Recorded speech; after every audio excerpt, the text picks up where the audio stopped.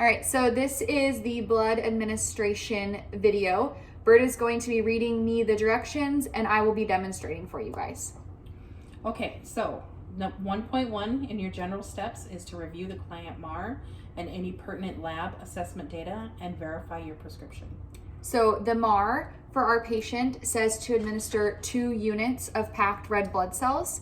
It also says to administer furosemide IV in between each blood transfusion. We weren't going to be demonstrating that for you, but just so you know, that is a common order that you may see. A lot of times we do give Lasix with a blood transfusion, and that's just to help decrease the amount of fluid that is staying in the patient.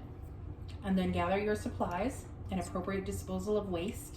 So I have a small bag of normal saline. I've got the specific blood transfusion blood set that goes with our pumps. This is the only kind of tubing you will use for blood administration. And then I have blood here. This is going to be what you'll get from the blood bank. And then I've got some flushes and I've got some alcohol swabs. And then I have my patient here. Introduce yourself to the client. Hi, my name is Megan and I will be administering blood to you today. Verify your client with 2 identifiers. And what is your name and date of birth? Susie Smith, July 10th, 1980. Perfect. Provide client education, including possible signs and symptoms of a transfusion reaction, including chills, rash, fever, back pain, or dizziness. So today with this blood transfusion, I'm going to be staying with you for the first 15 minutes that the blood is going into your system. If you start to feel any chest pain, dizziness, back pain, fever, chills, or you notice any rash, please let me know and we will stop the blood transfusion immediately. Perform hand hygiene and put on appropriate PPE if indicated. So I'm gonna hand hygiene here. Going to grab my gloves. And I do just wanna note here, you'll notice in the checklist here, obviously with us doing our demonstration, we're already gonna have our blood here, but we're gonna do all of our education and check our vitals prior to getting the blood from the blood bank. And that's because this blood has to be connected and started to your patient within 15 minutes of picking up the blood bank. So just so you know, in the real world, it will be a little bit different than how we're doing it today. So if the client does not have an IV in place, perform a venipuncture using a 20 gauge or larger diameter catheter. If the IV is already in place, flush to ensure patency. Take the patient's vitals prior to infusing any blood to serve as a baseline. Ensure no temperature elevation is present according to facility policy. Make sure you have your IV started prior to going to the blood bank to pick up your blood. Timing is closely monitored and you want to absolutely have everything ready before bringing the blood back to the patient. So I'm using a PICC line here today. So I cleaned it and then I'm flushing with the full 10 mLs using a pulsating method. So like Berta said, before you go down to the blood bank, we're going to make sure IV is patent, and then I'm going to check vitals. This includes blood pressure, heart rate, respirations, and temperature. Okay, obtain and ordered blood or blood product from the blood bank. You must begin the transfusion within 15 minutes of picking up the blood from the blood bank. So I am going to go down to the blood bank and I'm going to let the blood bank know what patient I'm picking up blood for. They're going to go and find that specific bag that they have prepared for this patient. The person in the blood bank and me will go through and we will compare and verify that we have the correct patient, the correct type of blood. We'll confirm that everything matches before that blood is released to me and I can take it upstairs to the patient. Okay. So the blood bank and I have done that. Now I'm going to head back to my patient's room and get started. All right. While you're in the blood bank, make sure you observe the blood for cellular components, abnormal color, clumping of red blood cells, gas bubbles, extraneous material that might indicate bacterial contamination. If you see these signs, please return it back to the blood bank. They go through that in the blood bank. All right, using your blood administration set, begin by closing both clamps on the set.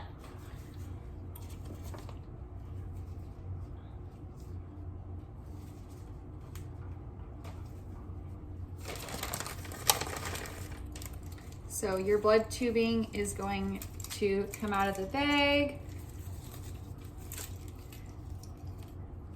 And we are going to clamp both of these blue clamps up top. And then I'm also going to clamp the one at the bottom. I'm gonna spike my normal saline.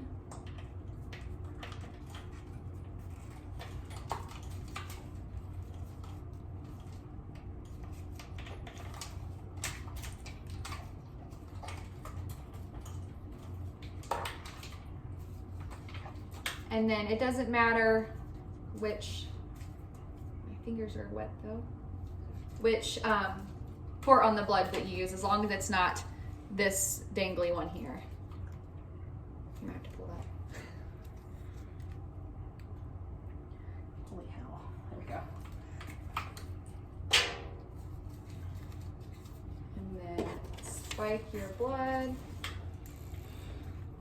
So remember to only use normal saline as your primary line with your transfusion. Dextrose LR will cause RBC hemolysis. That's when your blood cells clump together. Never use a microaggregate filter to administer WBCs or platelets. The filter catches them and traps the blood cells in there. So this setup is specifically for blood. So first what I'm going to do is I'm going to unclamp the blue clamp on my normal saline. I'm going to squeeze my chamber. There it goes. And then I'm going to prime my tubing with the normal saline, just like we have learned to prime in lab before. Okay, and it's all the way to the bottom. And then what we're going to do is we're going to clamp the blue clamp on our normal saline, and then we're going to unclamp the blood. Squeeze our chamber to get the blood in there. And then I'm going to prime the tubing with the blood. Now, I like to hold it over the garbage can just so that normal saline is going to drain into the garbage and not make a big mess.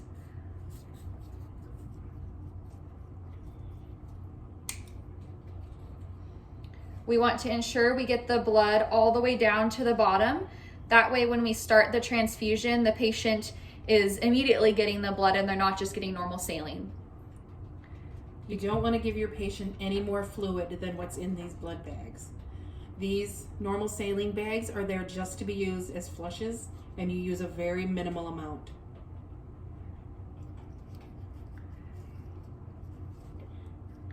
All right, now my blood is all the way at the bottom of my tubing. So I'm going to clamp this just for now. And then I'm going to put it in my pump.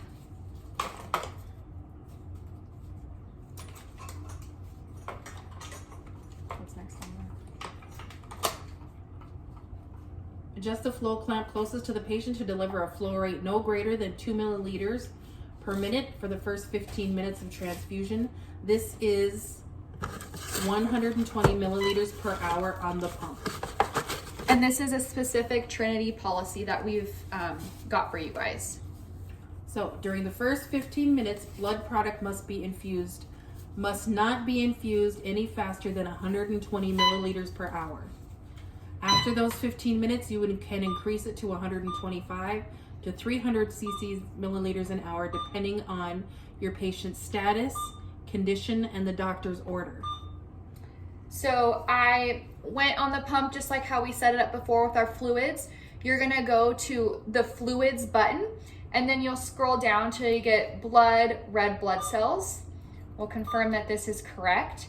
And I'm gonna start it at 120. And then you're going to infuse, there's about 300 milliliters of blood in each bag.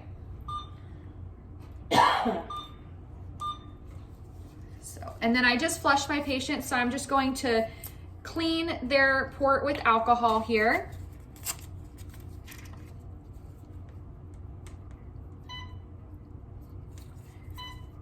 Hook up my patient, and I'm going to press start. Make sure that all of your clamps are open here, and then we will observe our patient to make sure they're not having any side effects, make sure they let us know if they notice anything, and we will stay in the room for the first 15 minutes of the blood transfusion, no exceptions.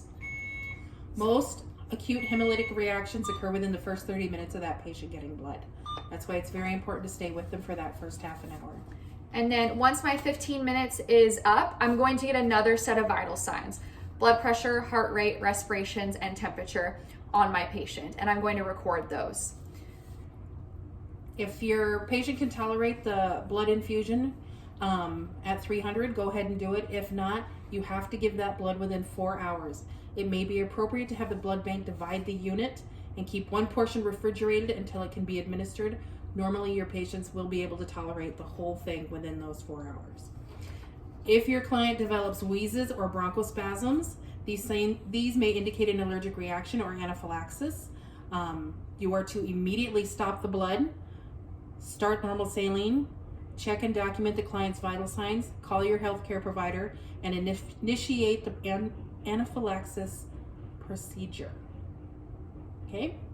If your client develops a transfusion reaction, return the remaining blood and the post-transfusion blood sample and any other required specimens to the blood bank.